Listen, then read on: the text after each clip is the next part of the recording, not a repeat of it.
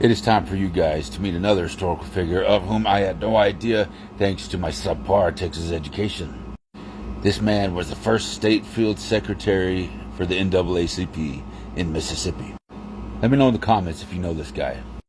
Meet Mr. Medgar Evers. Mr. Medgar Wiley Evers was born July 2nd, 1925 in Decatur, Mississippi. In 1943, he was drafted into the U.S. Army and fought in both France and Germany during World War II and received an honorable discharge in 1946. He then went on to enroll in Alcorn College. Now, Alcorn College was America's first black land-grant university. And it was there that he met his wife, Myrie Beasley, during his senior year before graduating in 1952.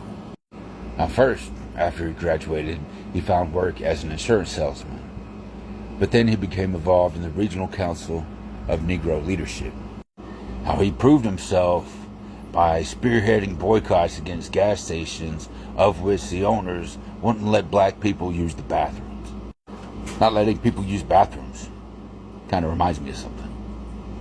In 1954, Mr. Evers applied to Mississippi Law School. After being rejected, he volunteered to help the NAACP try to integrate the university with the lawsuit. Thurgood Marshall served as his attorney. That would be the first African-American Supreme Court Justice, Thurgood Marshall. And even though his attempt was unsuccessful, it furthered his profile in the NAACP. Then, in 1954, came the famous Brown v. Board of Education.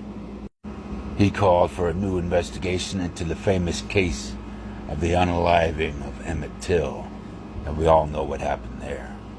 He also protested the conviction of his fellow Mississippi civil rights activist Clyde Kennard on theft charges in 1960.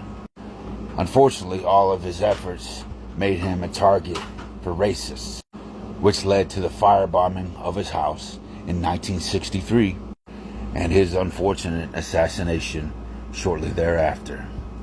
Evers was buried with full military honors in Arlington National Cemetery, and the NAACP posthumously awarded him his 1963 Spingarn Medal.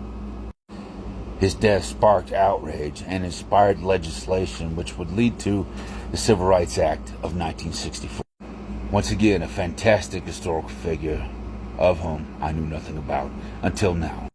Rest in peace, Mr. Evers.